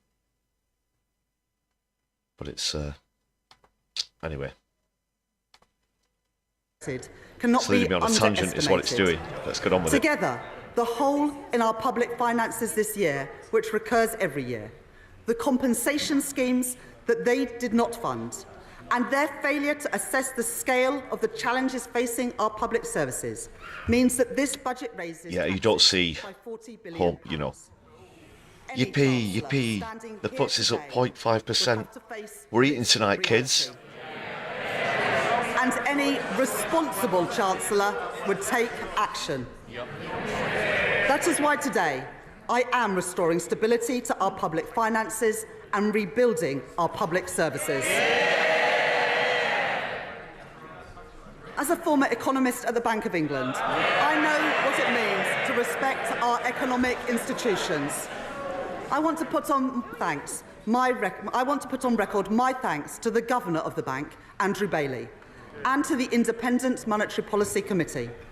Today, I can confirm that we will maintain the MPC's target of 2% inflation, as measured by the 12-month increase in the Consumer Prices Index. I want to thank James Bowler, the Permanent Secretary to the Treasury, and my team of officials. Madam Deputy Speaker, I would also like to thank my predecessors as Chancellor of the Exchequer for their wise counsel as I have prepared for this budget. In particular, I would like to thank the former Right Honourable Member for Spelthorne for his invaluable advice in this weekend's papers, where he concluded that his mini-budget, and I quote, wasn't perfect.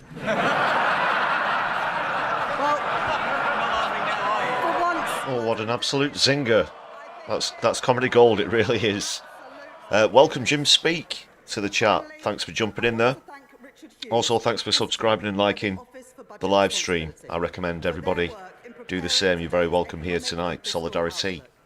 Let me now take the House through that forecast. The cost of living crisis under the last government stretched household finances to their limit, with inflation hitting a peak of above 11%. Today, it's called poverty. Tories invented the term cost of living crisis so that they wouldn't have to say poverty all the time. But that's what it is, Rach. Don't speak their language. But you walk and talk like a Tory. So, you know, tick all the boxes. And 2.0% in 2029. Next, I move on to economic growth. Today's budget marks an end to short-termism.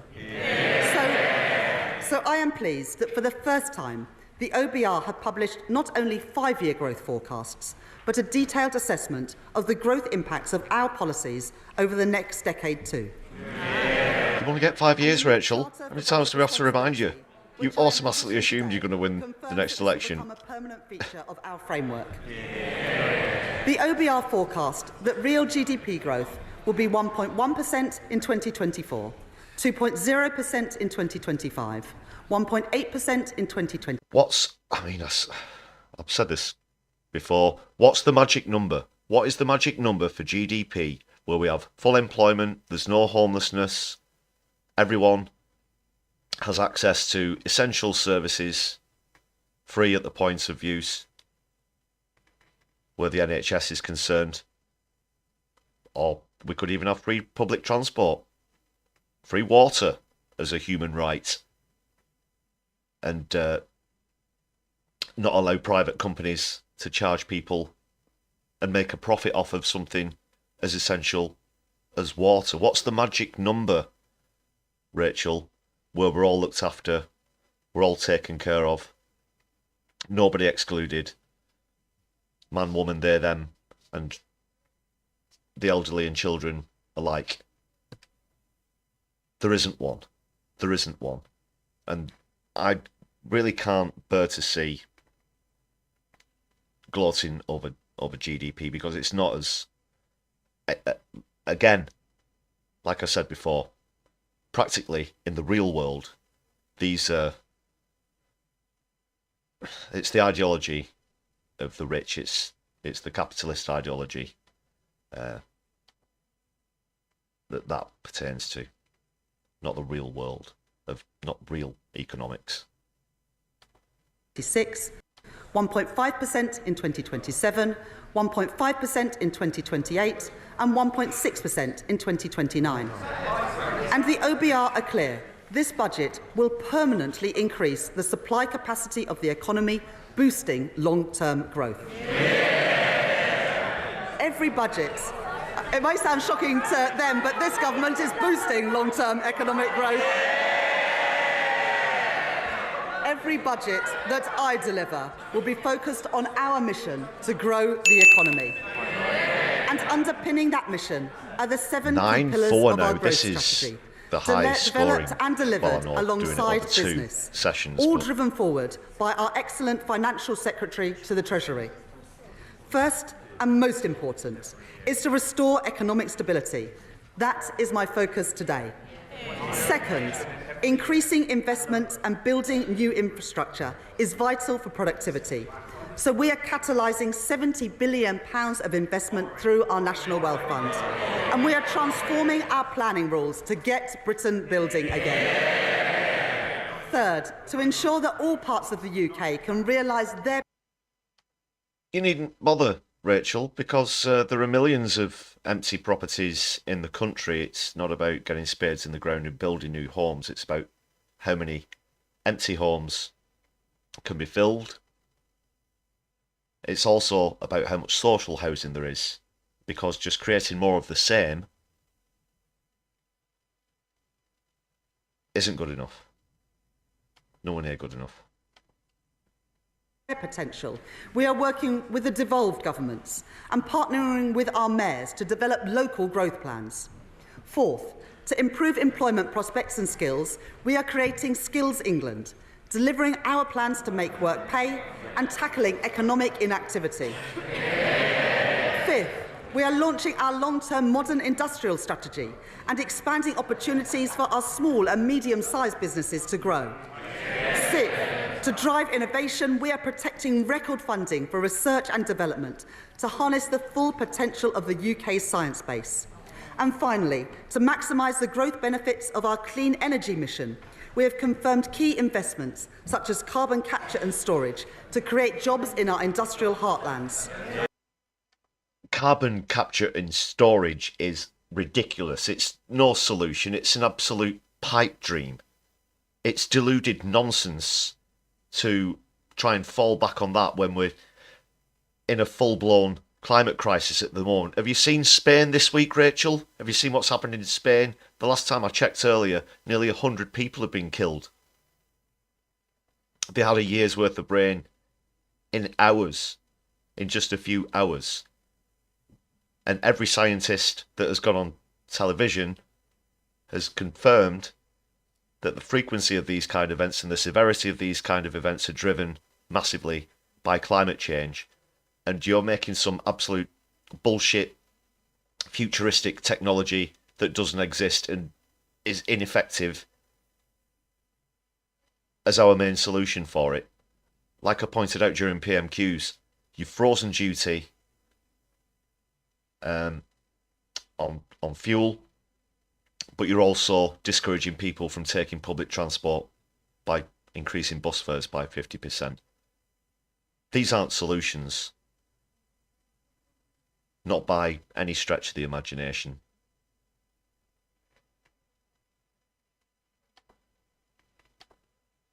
Our approach is already having an impact.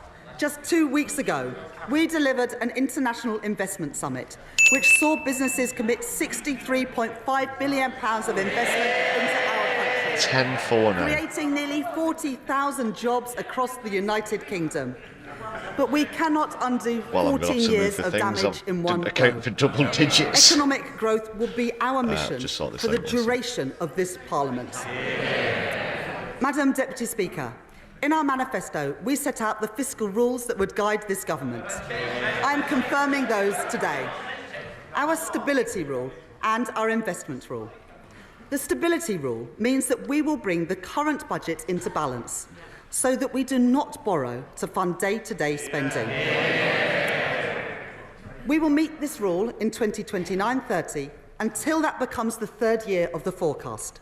From then on, we will balance the current budget in the third year of every budget held annually each autumn. That will provide a tougher constraint on day-to-day spending, so that difficult decisions cannot be constantly delayed or deferred.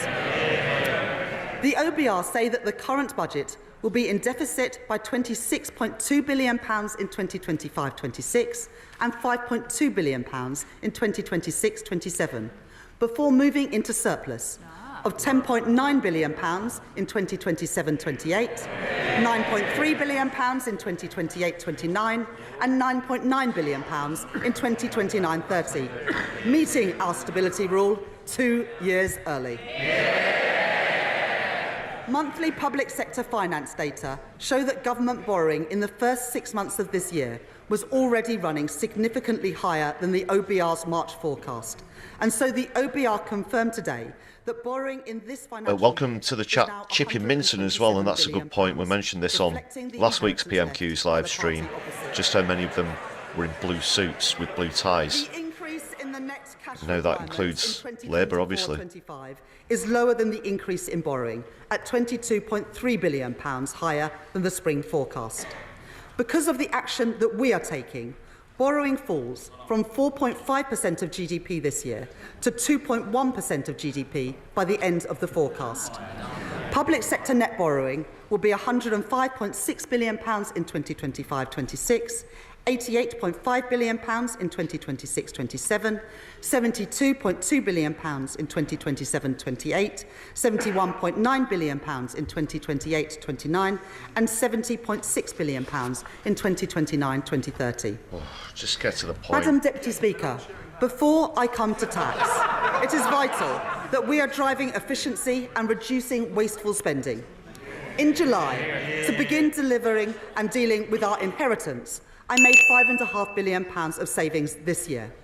Today, we are setting a 2% productivity, efficiency and savings target for all departments to meet next year by using technology more effectively and joining up services across government. 11-4, as set out in our manifesto, I will shortly be appointing our COVID Corruption Commissioner. They will lead our work to uncover those companies that used a national emergency to line their own pockets. Because that money belongs in our public services and taxpayers want that money back. And I can confirm today that David Goldstone has been appointed as the chair of the new Office for Value for Money. Yes, a shout out to No Justice as well. Anybody who's come over, I'm not sure if there's been a raid or not, but you're all very welcome here. I'm also a fan of No Justice. First, thanks for being here on my left eye. Plans to reform the work capability assessment. We will deliver those savings as part of our fundamental reforms to the health and disabilities benefit system that my right honourable friend, the Work and Pensions Secretary, will bring forward. Second, I can today announce a crackdown on fraud in our welfare system, often the work of criminal gangs. We will expand DWP's counter-fraud teams, using innovative new methods to prevent illegal activity and provide new legal powers to crack down on fraudsters, including direct access to bank accounts to recover debt. This package saves £4.3 billion a year by the end of the forecast. Third, the government will shortly be publishing the Get Britain Working white paper, tackling the root causes of inactivity with an integrated approach across health, education and welfare. And we will provide £240 million for 16 trailblazer projects targeted at those who are economically inactive and most at risk of being out of education, employment or training, to get people into work and to reduce the benefits bill. The task forces are coming. The task forces are coming. It's not just hollow dressing that sounds good but will be ineffective. To modernise HMRC systems using the very best technology and recruit additional HMRC compliance and debt staff. We will clamp down on those umbrella companies who exploit workers, increase the interest rate on unpaid tax debt to ensure that people pay on time, and go after the promoters of tax avoidance schemes.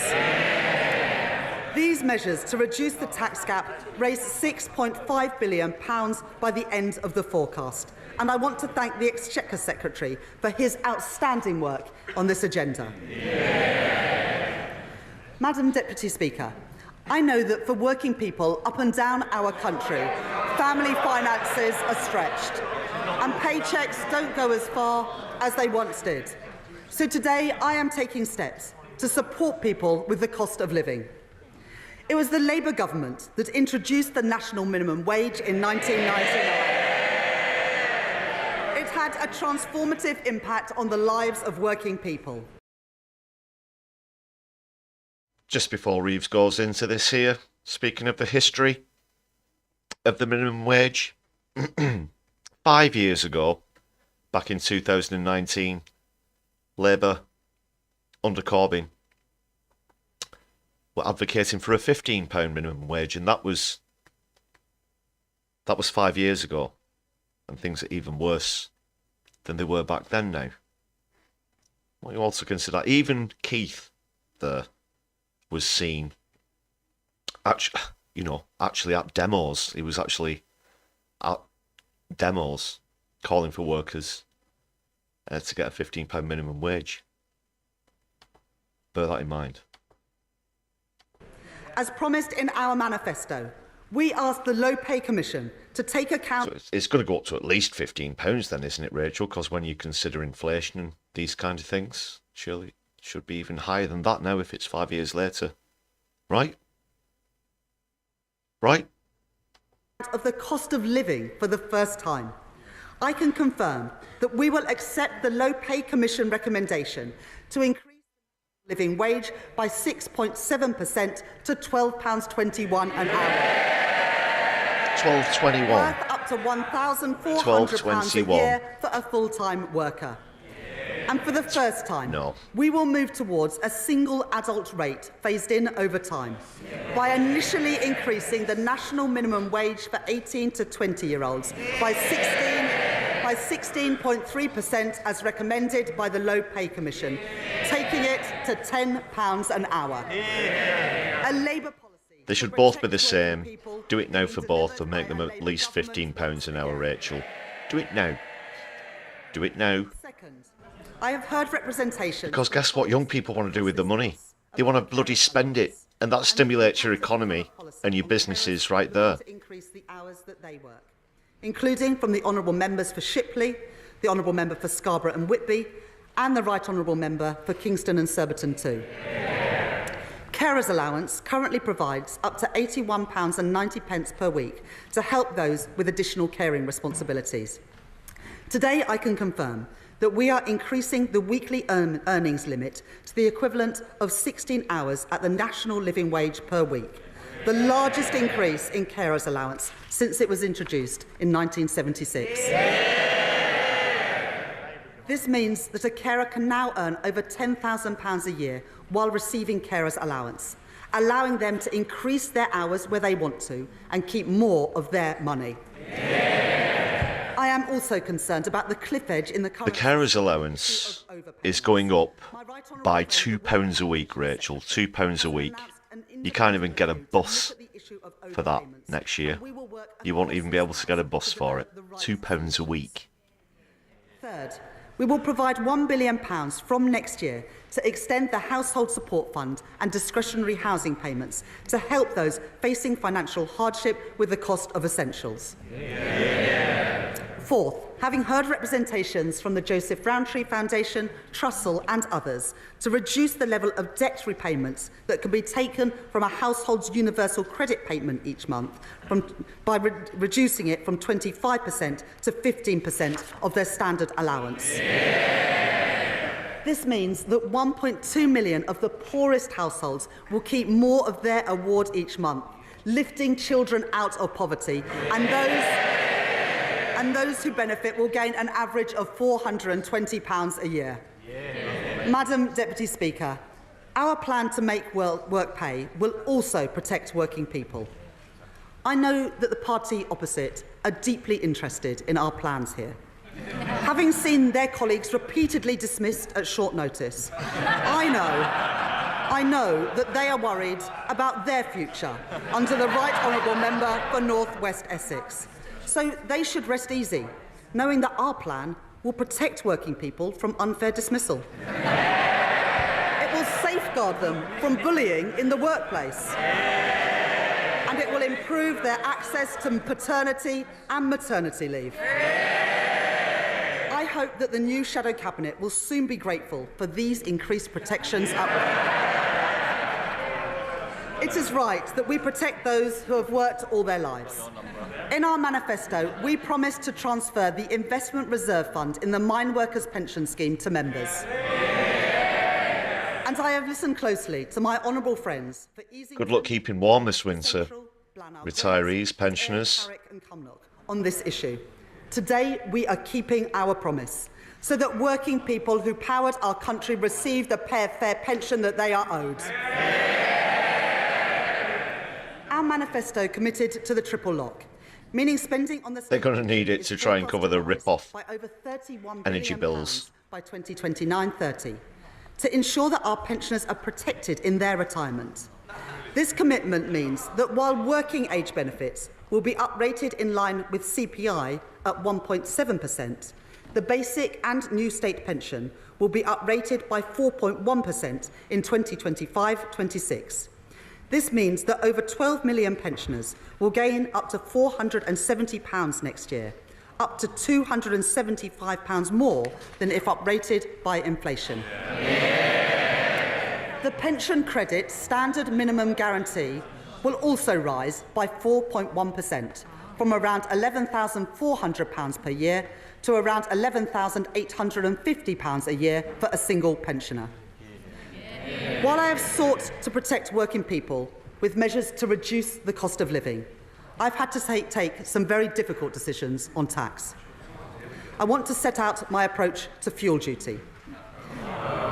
Baked into the numbers that I inherited from the previous government is an assumption that fuel duty will rise by RPI next year and that the temporary 5p cut will be reversed. To retain the 5p cut and to freeze fuel duty again would cost over £3 billion next year. At a time when the fiscal position is so difficult, I have to be frank with the House that this is a substantial commitment to make. I have concluded that in these difficult circumstances, while the cost of living remains high, and with a backdrop of global uncertainty, increasing fuel duty next year would be the wrong choice for working people. Evening RC. Nice to see you. Yeah, it's a running score between PMQs and the budget statement. That's why it's so high, but we've had 11 postman swats so far. There will be no higher taxes at the petrol. There will be no higher taxes at the petrol pumps next year.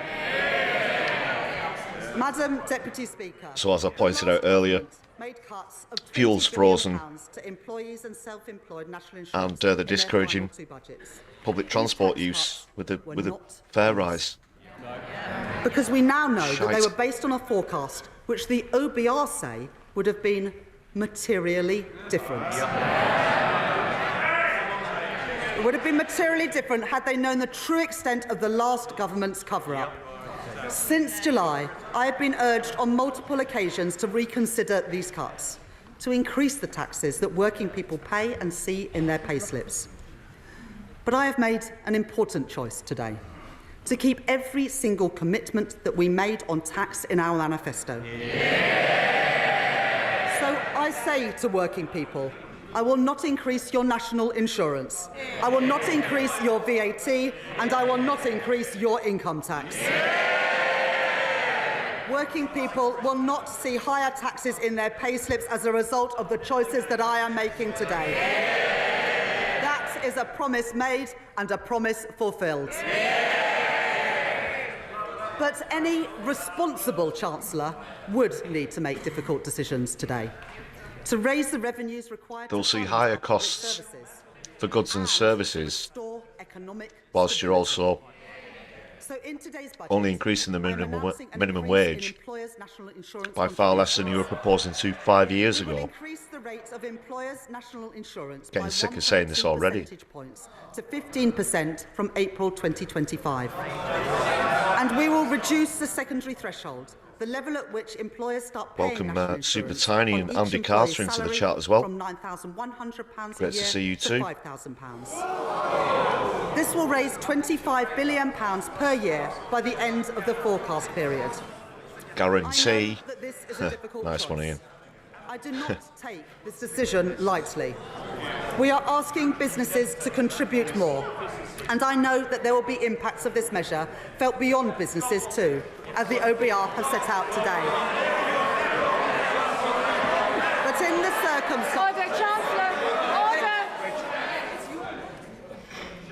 Our constituents are watching. They need to be able to hear the Chancellor. Simmer down. Chancellor. But in the circumstances that I have inherited, it is the right choice to make. Successful businesses depend on successful schools. Healthy businesses depend on a healthy NHS. And a strong economy depends Well, why are you letting Wes Street in take the reins then? If the party opposite chooses to oppose Healthy this NHS. choice, then they are choosing more austerity, more chaos, more instability. This is the choice that our country faces too. As I make this choice, I know it is particularly important to protect our smallest companies. So, having heard representations from the Federation of Small Businesses and others, I am today increasing the employment allowance from £5,000 to £10,500. This means 865,000 employers won't pay any national insurance at all next year.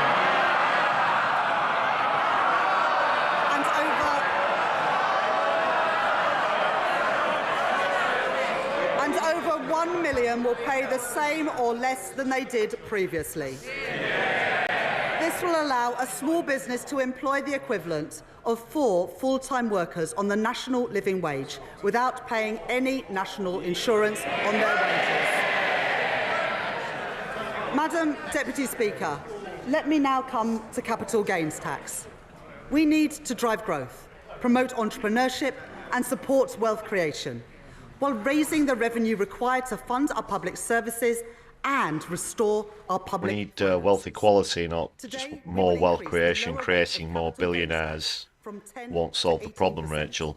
It is the hoarding of wealth that is the problem, Rachel. Tax these people. Tax them to the eyeballs. Okay? This means the UK will still have the lowest capital gains tax rate of any European G7 economy. Alongside these changes to the headline rates of capital gains tax, we are maintaining the lifetime limit for business asset disposal relief at £1 million to encourage entrepreneurs to invest in their businesses. Business asset disposal relief will remain at 10% this year before rising to 14% in April 2025 and to 18% from 2026-27, maintaining a significant gap compared to the higher rate of capital gains tax. Together, the OBR say that these measures will raise £2.5 billion by the end of the forecast. In a sign of this government's commitment to supporting growth and entrepreneurship, we have already extended the Enterprise Investment Scheme and the Venture Capital Trust schemes to 2035. And we will continue to work with leading entrepreneurs and venture capital firms to ensure that our policies support a positive environment for entrepreneurship in the UK. Next, inheritance tax. Only 6% of estates will pay inheritance tax this year. I understand the strongly held desire to pass down savings to children and They want entrepreneurs in carbon capture technology. in my package today. It's a pipe dream anyway. The previous government froze inheritance tax thresholds until 2028. I will extend that freeze for a further 2 years until 2030. That means the first £325,000 of any estate can be inherited tax-free, rising to £500,000 if the estate includes a residence passed to direct descendants, and £1 million when a tax-free allowance is passed to a surviving spouse or civil partner. Second, we will close the loophole created by the previous government, made even bigger when the lifetime allowance was abolished, by bringing inherited pensions into inheritance tax from April 2027. Finally, we will reform agricultural property relief and business property relief. From April 2026, the first £1 million of combined business and agricultural assets will continue to attract no inheritance tax at all. But for assets over £1 million, inheritance tax will apply with a 50% relief at an effective rate of 20%. This will ensure that we continue to protect small family farms and with three-quarters of claims unaffected by these changes. I can also announce that we will apply a 50% relief in all circumstances on inheritance tax for shares on the alternative investment market and other screwed anyway, markets, unless you setting sort the out effective rate of tax at getting back to 20%. the customs union Taken single together, market and these don't measures do anything raise about over climate £2 billion change. by the final Did you know that year crop of the yields forecast. were down 20% Next, again last year? confirm that the government will renew the tobacco duty escalator for the remainder of this Parliament at RPI plus 2%. Increase duty by a further 10% on hand-rolling tobacco this year. Introduce a flat rate duty on all vaping liquid from October 2026, alongside an additional one-off increase in tobacco duty to maintain the incentive to give up smoking. And Well, we that's will a increase the soft heavy drinks hit industry levy on smokers, to account for if inflation you'll since it was introduced, excuse the accidental as well pun as there. increasing the duty in line with CPI each year going forward. These measures will raise nearly £1 billion Is that 20% per year by the end of on the one of them? period. Rolling tobacco, I think. Madam Deputy Speaker, we want to support They're the banning take-up of disposable electric vapes as well. So I will next year, maintain the I believe. incentives for electric vehicles in company car tax from 2028 and increase the differential between fully electric and other vehicles in the first-year rates of vehicle excise duty from April 2025. These measures will raise around £400 million by the end of the forecast period. Madam Deputy Speaker. Okay, guys, I'll be honest, I'm fading here a little bit. It's getting up towards midnight now. I've spent quite a large portion of the day listening to Rachel Reeves's whiny tones. I might have to cut this up into a sort of two-parter, as it were, and finish off with this thing tomorrow. I just want to quickly check if anyone else is on live at the moment. Sorry to call things to a bit of an abrupt end, but I've just noticed the time.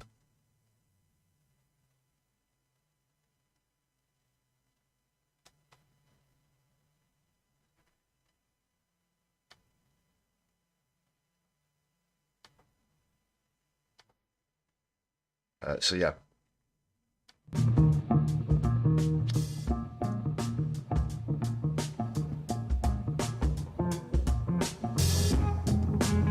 Call it a night for now, but I do just want to give a quick shout out to the members before I go. Please do consider joining the channel. It's just 99 pence. You can join this list of fabulous, awesome folk in Solidari-Tea.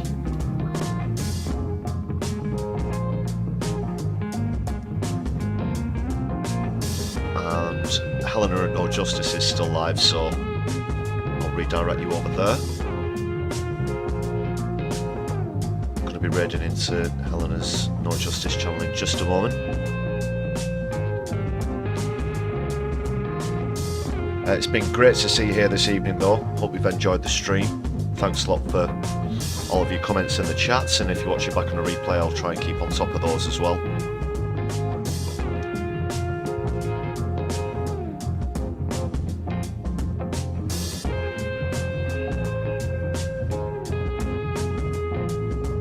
Thanks again to everybody whose names were on the screen just there.